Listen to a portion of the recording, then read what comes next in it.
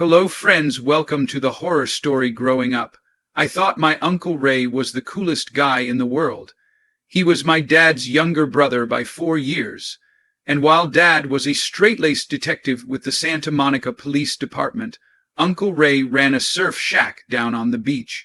He wasn't a loser, not by any stretch. That surf shack was a brick-and-mortar business with half a dozen employees and a six-figure turnover. But Dad still looked at Ray like he was his wayward kid brother, even if he did love him to death. He had a beach house down there on the shore, and we drive over there a few times every summer to hang out with Ray and his girlfriend Nena. But then one summer, we were all packed up and ready to head down to the beach when my dad suddenly told us Uncle Ray was busy, and we had to wait for another time to go see him. We could still head down to the beach, just not to Ray's. And while I remember being disappointed in the moment, I think I'd forgotten about it as soon as my toes hit the sand. I was only 7 back then, so still very innocent, and the sudden change of plan didn't strike me at all as suspicious. But what I did notice was how different Mom and Dad seemed to be acting, and how much they talked in hushed tones while me and my brother played in the sand. I didn't question it. I was too busy building sand castles and all that. But then the next day, Mom and Dad sat me and my little brother down on the couch and told us that Uncle Ray had been in a car accident and had gone to heaven. I won't tug on your heartstrings too bad going into all the details, but the loss of Uncle Ray had me sad for a long time. But like all things of that nature, the grief subsided over time and life went on. I grew up, graduated, got a job, then was living up in Oxnard with a girl that I've been dating for a few years when we drove back down to Santa Monica to visit my parents. We hit the road, had dinner with my parents, and then we were on her way back up to Oxnard when my girlfriend got very quiet and mopey. I asked if she was okay, and she said, yeah. She just got a little weirded out sometimes whenever she was near that part of the PCH. And I asked why, and this is what she told me. 20 years before, her mom's old high school friend went to stay in a log cabin with her boyfriend of many years. She told my girlfriend's mom all about it, where it was, how long she was going for, and when she was expected to return. So, when that date comes and goes, and there was no sign of her friend, my girlfriend's mom starts to get worried. And she wasn't the only one either. The girl's parents called the cops, told them where their daughter had been and who with, and then asked them to go looking for her. A few days later, they got the bad news. A car belonging to their daughter's boyfriend had been found, having been deliberately driven off the road. He was inside dead from a broken neck, while she was in the trunk, cut up and wrapped in plastic.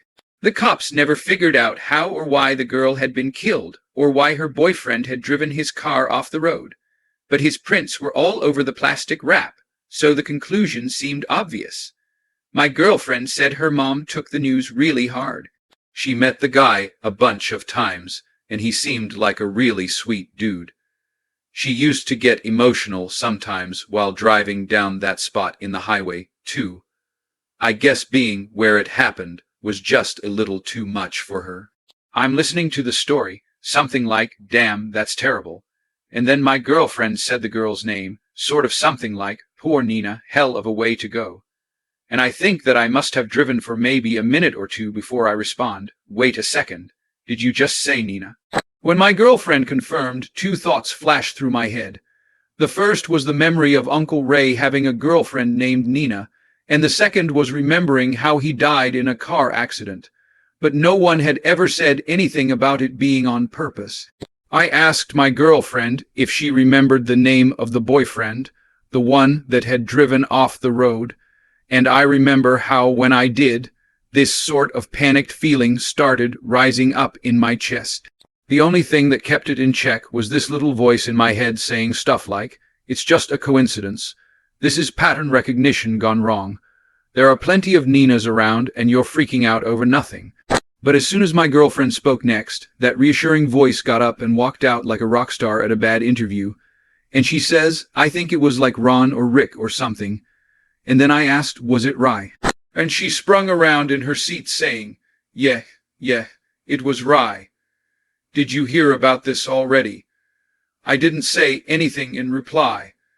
I guess because I realized I had to concentrate on the road instead of the chaos unfolding in my head. Then, the next chance I got, I pulled over to the side of the road, asked my girlfriend to wait in the car, and then got out and called my mom and dad on my cell phone. It was almost 9 by then, so mom was in bed and dad was up watching TV, so it was him that answered the phone. He could tell something was wrong just from the way that I was talking. So, right as I'm asking if Mama's asleep or just dozing, Dad interrupted saying, just tell me what's going on. I remember pausing to gather my thoughts and then just asked him, Dad, how did Uncle Ray die? And he told me, do you know how it was a car accident? But then I asked him if it was really just an accident or if something else had happened. It was his turn to pause, like he was sort of gathering his thoughts. And then all he said was, come by the house tomorrow. I'll explain everything. And I felt weirdly numb getting back into the car. And although my girlfriend basically demanded to know what was going on, I couldn't find the words to tell her until we were back home and safely off the road. I had this irrational fear that unless I kept myself together on the road, I'd end up dying in a car accident too, like some inescapable loop from some overcomplicated horror movie. But obviously that didn't happen. We got home safe. I grabbed a beer out of the fridge. Then me and my girlfriend had a terrory heart-to-heart where I explained everything, including the part where my dad had all but confirmed my tears with that I'll explain everything line. She kept saying sorry like it was her fault for telling me, but it wasn't her fault. It was Ray's. I could barely sleep that night, and when I did manage to drift off, I had this ultra-vivid nightmare where my dad took me into the garage and showed me Ray's body. I woke up before he opened the coffin, but it was enough to have me splashing my face in the bathroom sink while I waited for the shakes to subside. A few hours later, I was back on the highway driving down to Santa Monica to talk to Mom and Dad. I expected things to get ugly, emotionally speaking, and boy did they ever. Mom was already crying when I got there, and the first thing she did was give me a big hug and tell me she was sorry that they never told me the truth. Obviously, I already had an idea of what that truth was, but hearing all the details was still one of the most chilling and disturbing experiences of my whole life. Dad said all the same stuff my girlfriend had, that Ray and Nina had gone to some log cabin for the weekend.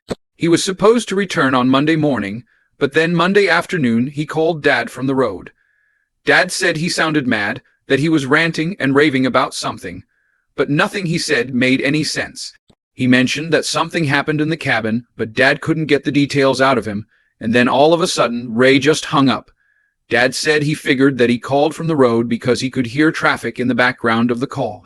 Then later on, he tried calling Ray at home, but he didn't pick up the phone. He called him the next morning too, but still got no answer, which was the same day that we were supposed to head over to Ray's to spend a day at the beach. But then, literally a half hour before we were set to leave for Ray's, Dad spots a car out front. He walks outside, and it's 2 detectives from the local police department, guys that he knew personally. And that's when they told him that Rye had been found and that it wasn't good news. Dad didn't work homicide, and even if he did, there's no way he'd have been on that case. But he still got all the info from his fellow detectives. And it was all those extra details that changed the whole thing from something they might talk to me about someday to something they'd never willingly bring up with me at all. The first thing that really got Dad's attention was when the homicide detectives traced Ray's movements to the cabin he and Nina had been staying in, which was up near Redwood Deck, part of a collection of 5 whose rental costs made their owners a lot of money. The cabins were in a nice sleepy patch of redwoods up near the falls, but they were never quiet. And apart from a couple of weeks during the June gloom, the cabins were fully booked almost all year round. But then during the weekend Ray and Nina were staying there, a weekend in September, all 4 of the other cabins were empty. The detectives found out when they tried to find witnesses staying in other cabins, people who could testify to Ray's behavior or state of mind around the time of Nina's murder. They'd also heard about how popular the cabins were. So, imagine their surprise when they found no bookings at any of the other cabins. They hadn't been closed for the weekend. They hadn't been reserved. There was just no bookings. None except Na and Uncle Ray. This led to homicide detectives questioning the owners of the cabins extensively, but there was no indication they were involved. The next things that didn't add up for the homicide detectives was how on the day Ray and Nina were due to drive back to Santa Barbara, where they were living at the time and just up the highways from Santa Monica, they'd stopped at a gas station just hours before Ray called my dad ranting and raving. Only the clerk remembered them acting perfectly normal.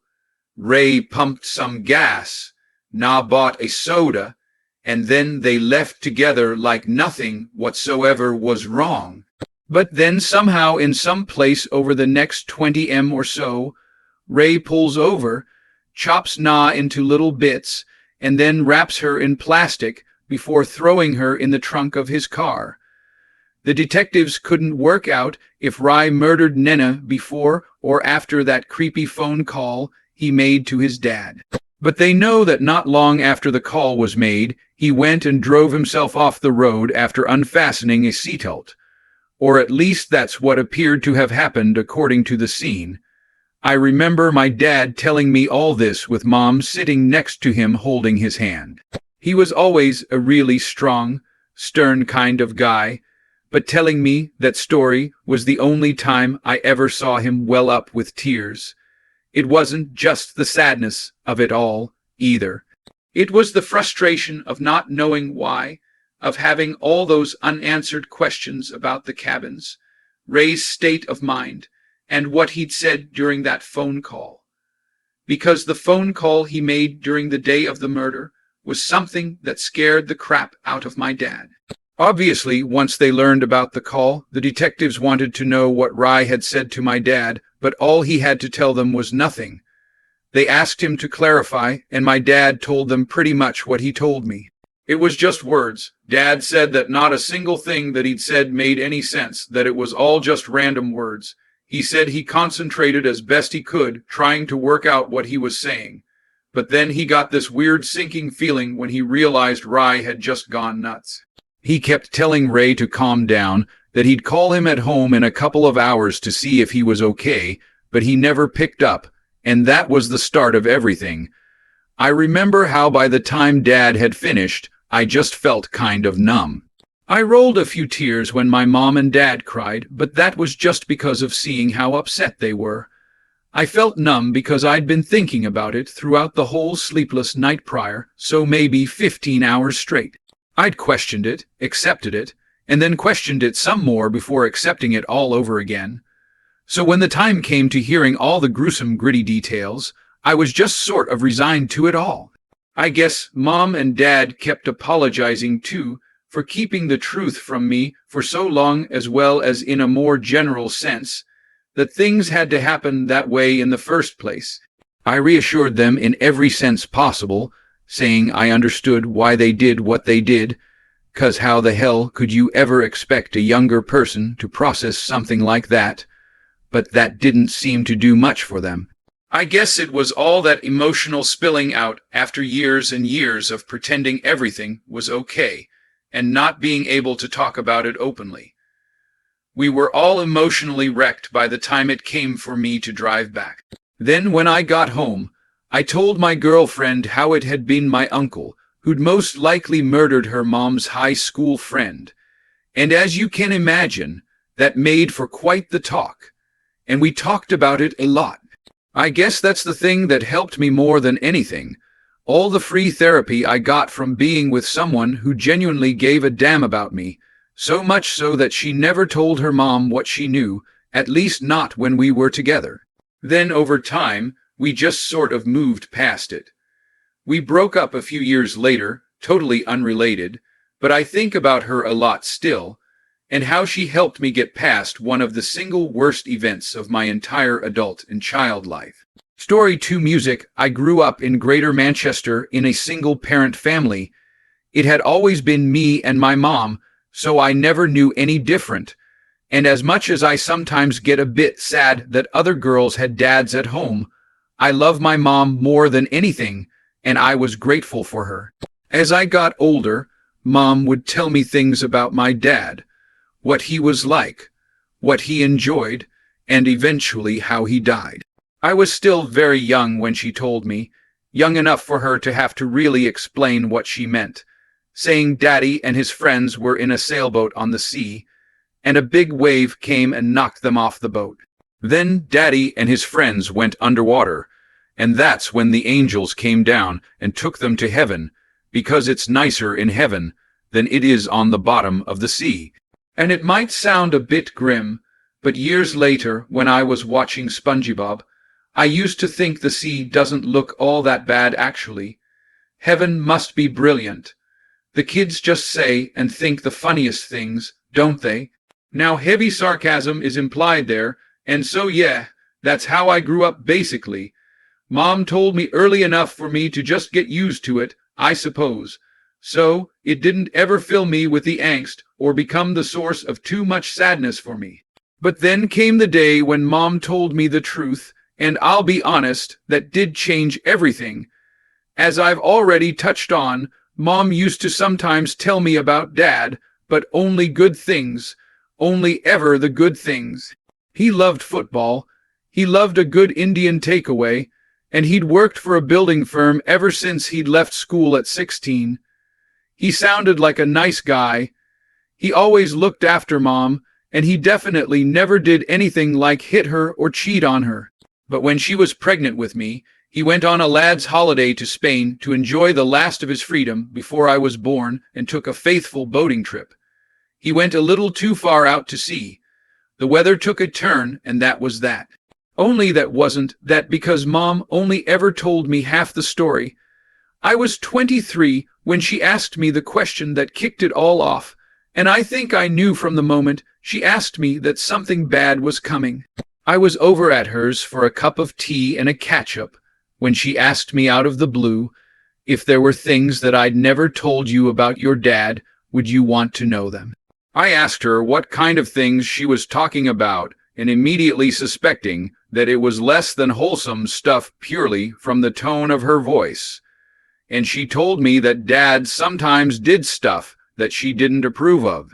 She'd been wondering if I'd only wanted to know the good parts about my dad or the whole truth, like who he really was as a man. She wouldn't think any less of me if I said no, but the offer was on the table. And of course I said yes. Of course I wanted to know the full picture. People are complicated, and sometimes good people make bad decisions. I'm also not one to say something very moody and pretentious like some truths are better off buried, because I don't believe that at all. And I'm glad she told me the truth for the most part anyway, but I could never have been ready for what she was about to say, and so I wasn't exactly a planned pregnancy. You see, Mom and Dad had loved each other and knew they wanted kids, and they were also very happy in their relationship. So it was basically inevitable. But when Mom gave Dad the news that she'd missed her period, it hit him quite hard. He didn't take it hard, and from what Mom tells me, he was as happy as he was excited. But he definitely had this moment of, ah, crap. I need to get my life together. Mom said he wasn't the best at work, a good lad, but no one you'd consider for a promotion. So, it looked like it was going to be quite a while before he got any serious money coming in. He got his head down and worked really hard. But Mom said that you could tell he was getting frustrated because he knew it'd be a hard road. But then he comes home from the football one day with a spring in his step. And when Mom asks him what schemes he's got going, he gives her the old never you mind. Mom said he acted like that for weeks, too, acting like he was the of the walk, smartest man in England, and then one day that man disappeared. Not literally, of course, that came later, but the cheerful, smiley, happy-go-lucky version of Dad just disappeared. Mom said he was acting like something terrible had happened. I mean, that level of sort of grief almost. She'd catch him staring off into space, eyes all wide and scared like something terrible was following him around. She'd ask him what was the matter, but he'd just sort of lie and tell her everything was fine, even though it was blatantly not. He stayed like that for about a week, didn't improve at all, and then out of the blue, he tells Mom that he and his mate are going to Spain for that lad's holiday I mentioned, you know, to enjoy the last of his freedom. Mom's a bit surprised, but she thought that she understood his thought process. He was just mega stressed about having me on the way, and he needed some time to relax, so she just let him do his thing. And he flew out to Spain with his friend, and he was only supposed to be gone a week. But then a week went by, he didn't come home, and Mom started to get worried. She got in touch with the police, and after telling them where Dad had gone, they reached out to the Spanish police, who went out looking for him. The Spanish police then found that Dad wasn't at any of the places he'd told Mom he was going. But while there was evidence of him entering the country using his passport, there was no evidence that he'd left. That at least narrowed things down a bit for them. So they started checking things like hospitals and jails in the area just in case something had happened. But they didn't find Dad anywhere. Mom said that she had to wait another week or so before she got the news, and when it came, she was devastated. A boat had washed up on a beach somewhere in southern Spain, and inside it were half a dozen empty sports bags and the bodies of 2 dead Englishmen, my dad and his friend. Mom said 2 police liaison officers came to talk to her about it, the kind that come around to give you bad news. They told her how Dad and his friend had been shot at close range while out on a rented motorboat, which had then washed up on the beach after drifting at sea for some days. Neither the English or Spanish police knew exactly why Dad and his mate had been murdered, but they reckoned it probably had something to do with the cocaine residue they found in some of those empty sports bags. Mom was stunned because not only was it unlike Dad to have anything to do with drugs, but the cocaine must have been the thing he'd been so excited about, the thing that he thought was going to make him a load of money. It was a lot to handle, as you can imagine. Mom didn't think things could get any worse, but they did. It took a couple of weeks, but they got much, much worse. About a week after those 2 liaison officers popped around to talk to Mom, they called her back with some very unwelcome news. Greater Manchester Police had obtained a warrant to search our house top to bottom because they suspected Dad was involved in a murder that had happened before he himself was killed. And Mom said the stress was so bad that she thought she might miscarry. She didn't, thank God, but it was that bad. All these policemen walking around the house searching every nook and cranny for God knows what. It was awful for her, and it took ages before the police could tell her exactly what was going on. But when they did, it was even worse than she'd ever could have imagined. So around about the time Mom found that she was pregnant with me, Dad went into overdrive trying to bring more money in. Mom said that he looked into all sorts of stuff, all legal, of course, but then he met a guy in a kebab house named Muzi. Muzi was short for Mustafa. And although Mustafa had moved from Turkey to Manchester many years before, he was an active figure in the local Turkish community and kept lots of contact with his relatives back home. Dad used to stop by his kebab shop sometimes after going to watch the football, and being the nice, friendly guy that he was, especially after a few pints, Dad and Muzzy used to talk a lot. He must have mentioned my mom being pregnant too, and how he needed money because it was Muzzy who told him that if he could get him 10 grand in cash, he could turn it into £250,000 in just over a month. We knew all this because Dad texted his mate about it, the one who was killed with him, and the Spanish police got access to all the messages because they recovered his phone from the body. Anyway, Dad texted his mate asking if he's got 5 grand lying around to go halves with him on Muzzy's little investment plan. My dad's mate was obviously mega skeptical about the whole thing. Like my dad, he needed time to get that amount of cash together, and he wanted to meet Muzzy to discuss it before they handed it over. But after they did meet to talk it out, it was full steam ahead. Apparently, Muzzy had mates in the Turkish mafia, who smuggled all kinds of illegal stuff into the UK.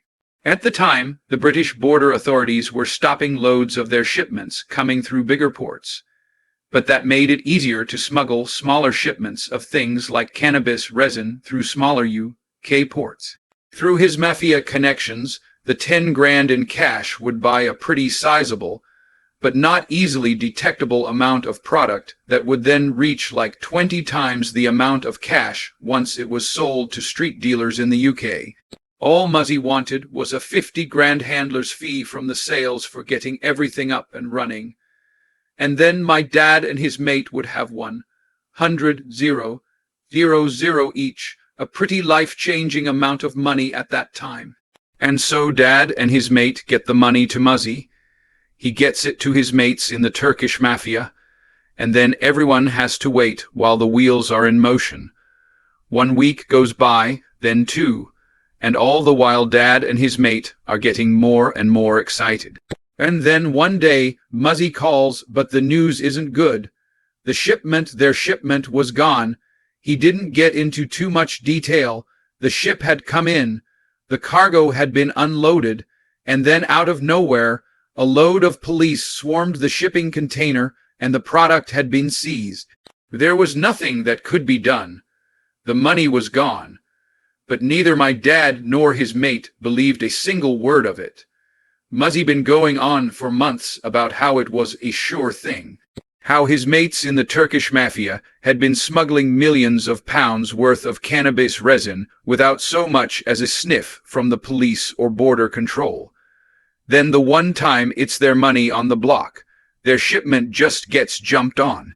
According to the text messages between Dad and his friend, Dad had asked Muzzy for proof the shipment had been seized. They couldn't exactly phone up and ask about the shipment container, but what they could do to make sure Muzzy was telling the truth was call up the police and ask if a particular person had been arrested and held, because they'd got to share that information with families of people or even reporters. Dad asked Muzzy who brought the container in and if they'd been arrested, but Muzzy claimed not to know any names aside from his mates in the mafia, and he's not giving those up for anything. He said if they confront another 10 grand, they can try again, but aside from that, they were out of luck. Personally, I think it was the last bit that really drove Dad around the bend. He was absolutely convinced that Muzzy had robbed him. So all the offer of a second roll of dice was sort of like, I think you're that stupid that I reckon I can milk another 10 grand out of you, and he and his friend were furious, so they hatched a plan to get their 10K back from Muzzy. Unfortunately, it wasn't a very sophisticated plan, as all it involved was tying him up in a shed and essentially torturing him until he confessed what he'd done. They told him that they were up for trying another shipment, only double this time to recoup their losses. Muzzy says okay, then agrees to meet them somewhere to pick up the cash, and that's where Dad snatches him. He and his mate then tortured Mufasa with cigarette lighters, burning his bound hands and feet, but Muzzy wouldn't confess. They kept going, beating him up and burning him, and he gave them his bank details so they could take whatever money was in his account, but he still wouldn't confess to scamming them. The police don't know exactly what happened next, but Dad didn't end up taking any money, and Muzzy's body was found a few weeks later. So, we think Muzzy died somehow while being tortured, and Dad was forced to dispose of his body. That's why they didn't touch his account, because emptying it would point the finger of suspicion at them if Muzzy's body was ever actually found. After that, Dad and his friend made a drastic decision. They were going to fly over to southern Spain to a place where you could buy cocaine being smuggled in from Colombia, then get the train from there to Madrid, to Barcelona, and then to Paris. They could get the ferry from Dover to Clay and avoid the much stricter airline security. I don't know how solid a plan that was, but it obviously didn't go down for my dad like that, because after meeting someone out at sea on this little rented motorboat, he and his friend either got double-crossed right there or had their cocaine stolen when they were on their way back to land. The empty bags with the cocaine residue makes me think that it was the second one that they got intercepted somehow. Because if the people they bought from wanted them dead, why toss empty bags into their boat? It doesn't add up. I think they were found by someone else. Someone who either preys on the small boats that do dodgy deals in the Straits of Gibraltar, or someone they'd really pissed off, i.e. the Turks. You see, Muzzy was innocent. The police were able to confirm that a shipment of cannabis had been seized at Falmouth Harbor, so Muzzy wasn't lying, and my dad had tortured him for nothing. I just picture these Turkish gangsters already annoyed that their shipment got seized, and then one of their associates gets kidnapped and tortured. You wouldn't give a toss if his death was accidental. You'd want the people responsible dead. No one knows exactly how they tracked my dad and his mate down. But when there's two English guys wandering around southern Spain, asking around to buy cocaine, I suppose it doesn't take long for word to reach the wrong ears. I wrestled with the truth for quite a while afterwards, because obviously hearing all that changed the way that I thought about my dad. I don't hate him. I still love him even though I've never met him. But I do think he was stupid. I know he did what he did out of love for me and my mom, and there's a small part of me that loves and respects him for that. But a much bigger part of me wishes he'd stuck to something much safer and much more legal. Because if he had, I'd still have a dad. Music in the small city of Amstetten in Lower Austria, there stands a grey three-story 3. Joseph Fitzel building consisting of a regular family home and an attached apartment building. It's a rather odd structure to perceive, a combination of old and new that sit in subtle contrast with one another. But for its owner, the structure constituted his life's work. The owner, a retired electrical engineer, had the apartment building constructed in 1978, and even included a rooftop garden for the third-floor apartment. Tenants reported him being reserved and polite. Yet, he was also exceptionally strict. And of the many rules the building's owner enforced, the strictest of all was that which forbade tenants from entering the building's basement. You see, the owner of the building was a man named Joseph Fritzl. And he had a dark secret. Joseph Fritzl was born in Amstetten on April 9th of 1935. His father, Joseph Sr., abandoned his young family when Joseph was just 4 years old. Then 5 years later, his older brother was killed in action fighting for the Germans during World War II. This left Maria, his mother, to raise little Joseph alone, who later claimed that she was both physically and emotionally abusive. At 18, Joseph began attending the HTL Technical College, graduating in 1956 with a degree in electrical engineering. And it was also around this time that he married a 17-year-old girl named Rosemary. Over the years that followed, Joseph and Rosemary would go on to have 3 sons and 4 daughters, including Elizabeth, who was born April 6th of 1966. But just 1 year after the baby girl's birth, her father began to exhibit some shocking changes in his behavior. In 1967, Fritzl began stalking a 24-year-old nurse in the nearby city of Lind. He kept his distance for a while, hiding in plain sight among crowded city streets. But then, one day, having discovered the woman's husband was away from home, he broke into her house, held a knife to her throat, and then violated her. Fritzl was also said to be a suspect in the assault of another 20-year-old woman, as well as a case of indecent exposure reported around the same time. He was arrested, then put on trial for his crimes. But shockingly, an Austrian judge sentenced him to a mere 18 months in prison, of which Fritzl only served 12. Following his release from prison, Fritzl was employed by an Amstetten construction firm and then later worked as a traveling salesman. Unsurprisingly, his shockingly short prison sentence had done nothing to reform him, and in 1977 he did something unthinkable and began physically abusing his 11-year-old daughter, Elizabeth, and this abuse continued for 6 long years. Then, after completing her compulsory education at the age of 16, Elizabeth began a vocational course which focused on the food and beverage industry. This required Fritzl to grant his daughter more and more freedom. Freedom she thoroughly took advantage of, as just a few months after beginning the course, she fled to the Austrian capital of Vienna in the company of a friend. Sadly, since Elizabeth was still 16 and not legally an adult in the eyes of the law, she was returned to her family after being tracked down by federal police.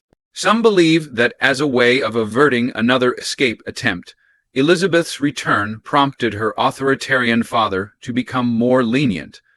But if that was indeed his new approach, it was nothing but a ploy. By the summer of 1984, a now 18-year-old Elizabeth had completed her vocational course and had been offered employment nearby Linz. Fritzl knew that he was going to lose her, that there was no way in hell his daughter-turned-victim would volunteer to stay, and so he got to work. For months, Fritzl began working on a not-so-secret project in the basement of his home.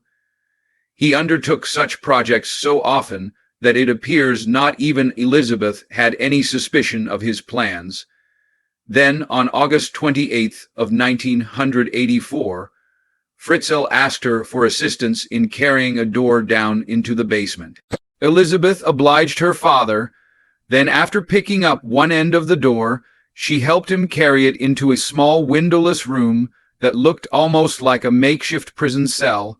She began to panic and asked if she could exit the basement.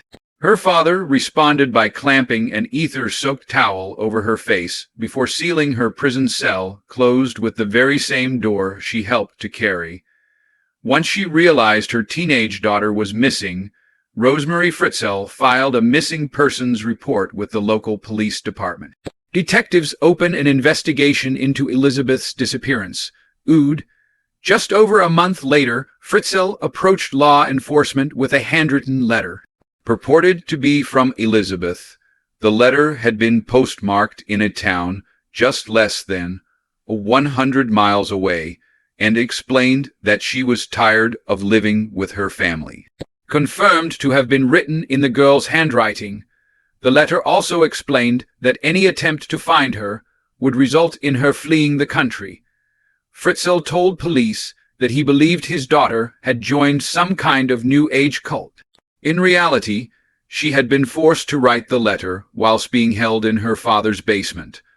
Over the next 2 decades, Fritzl entered the basement on an almost daily basis, supplying his daughter with food and other essentials before violating her repeatedly. Since Fritzl made no attempt to use contraceptive devices, Elizabeth gave birth to a total of 7 children throughout the 24 years of her captivity. One passed away not long after childbirth, but 3 of them, Lisa, Monica, and Alexander, were allowed to live with Fritzl and his wife following the approval of local child protective services. This was only possible due to Fritzl's previous conviction being expuned, as at the time, even despicable crimes like violation of others were stricken from the record after 25 years. Fritzl explained to the authorities, who were already under the impression that Elizabeth had joined a cult, that she simply did not wish to raise her own children.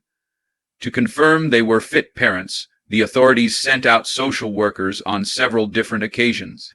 But not a single one saw or heard anything suspicious, and after a few months, the visit ceased. In 1994, and following the birth of his fourth child by incest, Fritzl decided to enlarge the underground cell housing his now 28-year-old daughter and their first 3 children. He put Elizabeth and the children to work, making them dig out soil with their bare hands until more than 200 square ft had been added to their lodgings. It's also believed their work was incentivized by the additions of amenities such as a CD player, then later a television with an integrated video cassette player. Fritzl then installed a refrigerator and hot plate in the basement so that Elizabeth could cook and feed their children at her leisure.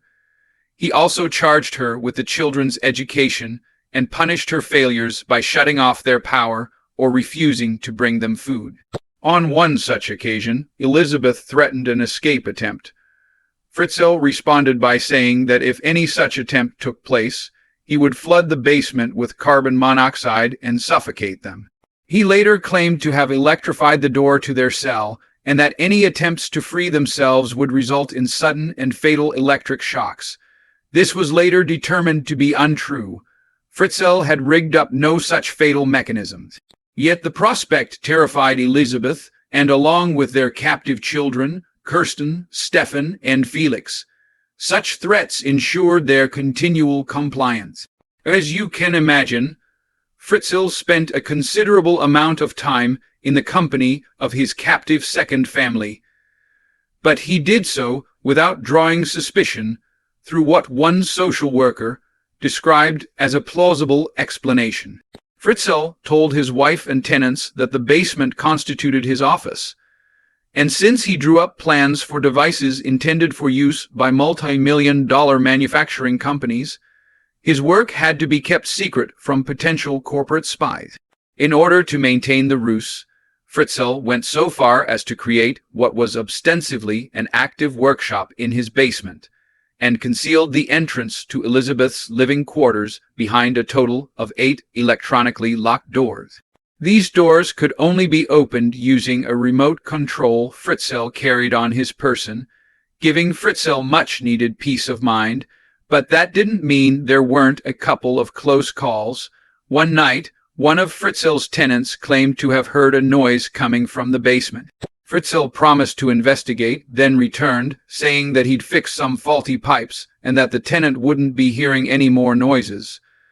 For 24 years, Fritzl kept his second family a deep, dark secret, and the level of security he employed gave him no reason to suspect his scheme would come to light, until one day something happened that changed everything. On the morning of April 19, 2008, Fritzl entered the basement to find that Kirsten, his eldest daughter from Elizabeth, had become severely ill.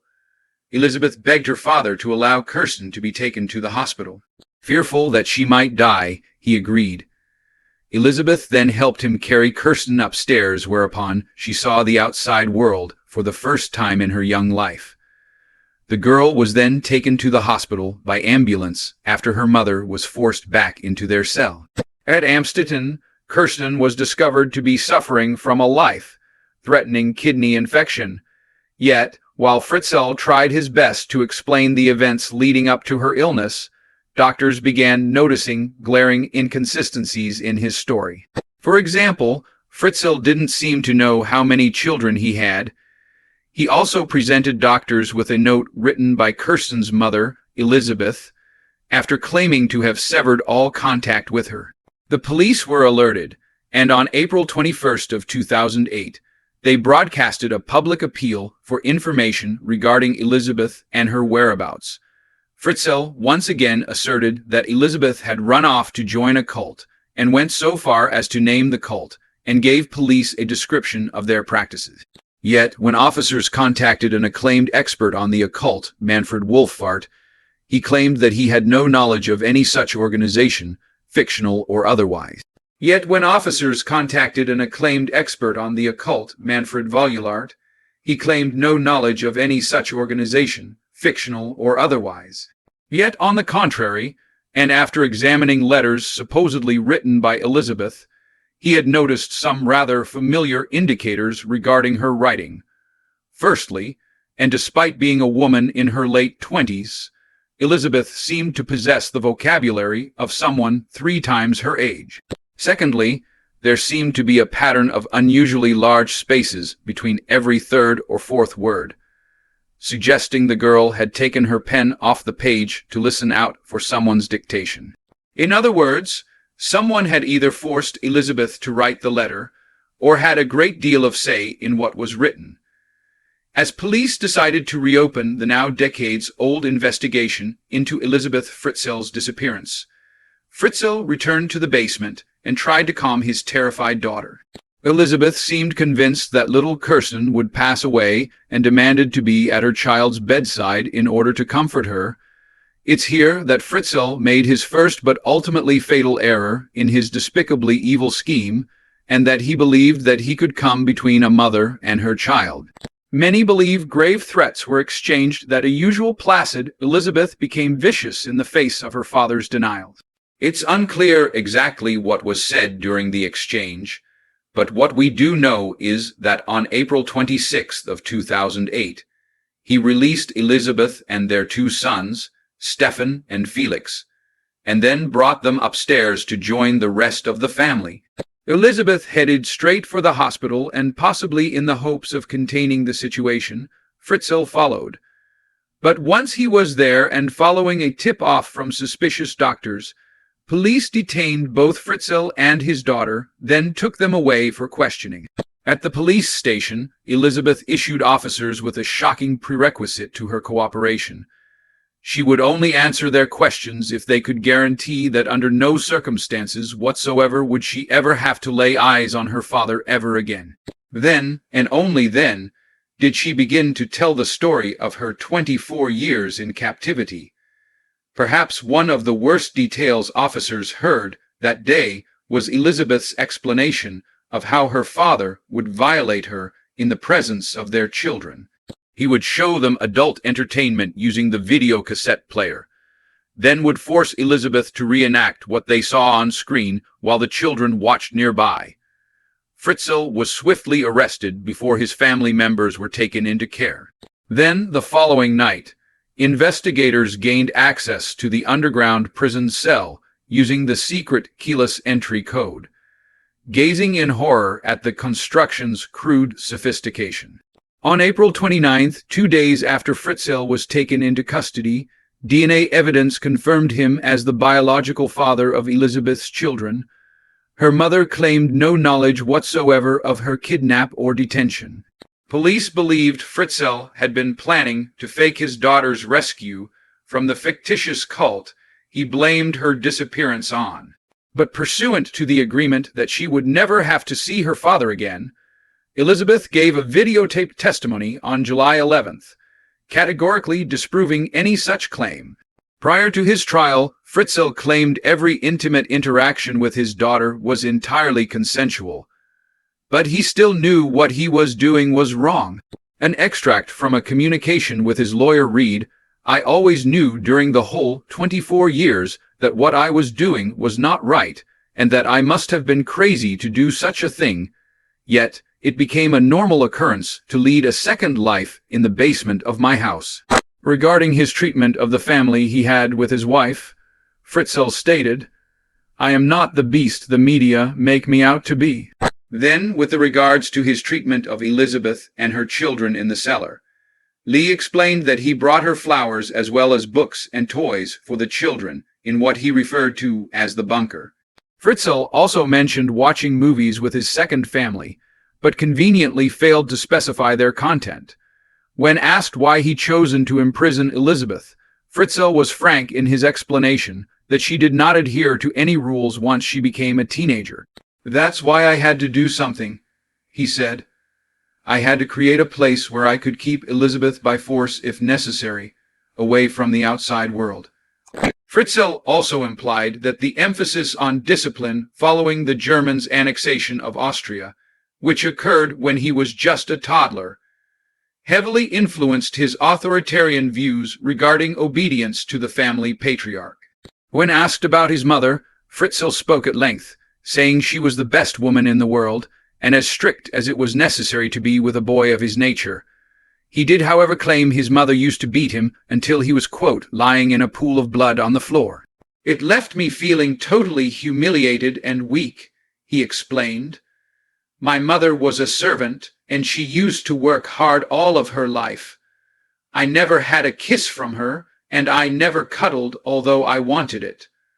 I wanted her to be good to me, but she called me a demon, a criminal, and a no-good. I had a horrible fear of her."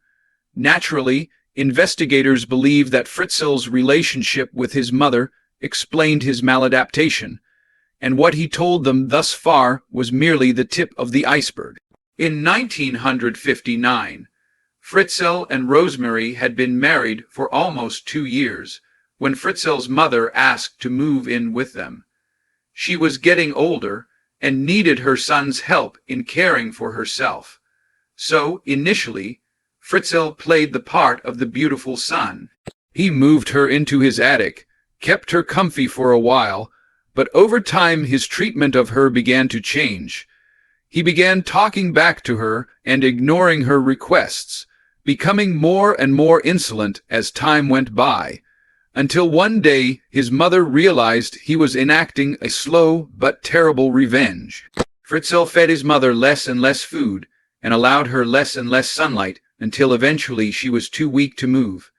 He bricked up her window, informed their neighbors she'd passed away, then gleefully told her own mother that the world outside thought she was dead. She was his first prisoner, the first woman he'd exercised complete and utter control over. And when she passed away in 1980, it's believed she remained a prisoner in the attic for up to 12 years straight. In a report by forensic psychiatrist Dr.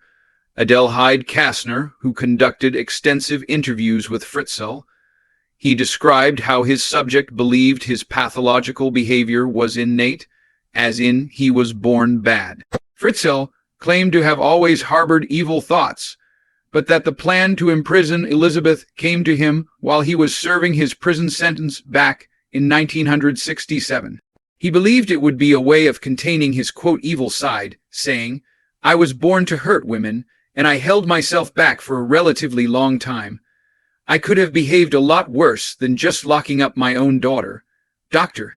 Kastner swiftly diagnosed Fritzl as having a severe combined personality disorder and recommended he receive psychiatric care for the remainder of his natural life. Finally, on March 19th of 2009, after a harrowing 4-day trial, Fritzl pleaded guilty to the charges of the murder by negligence of his infant son and grandson, Michael, as well as decades of enslavement, incest, violation, coercion, and false imprisonment. He was sentenced to life in prison, but has recently been moved from a high-security psychiatric unit to a regular prison, whereby he can live out the rest of his life in relative comfort. According to a statement from an Austrian court, the now 89-year-old Fritzl no longer poses the same level of danger that required him to be kept in a secure psychiatric unit. They added that due to progressive dementia and physical frailty, he is, quote, no longer likely to commit a criminal offense with serious consequences. But can a man such as Joseph Fritzl truly be anything other than a clear and present danger to those around him? Or will those like him always pose an imminent and irredeemable threat to the most vulnerable in society?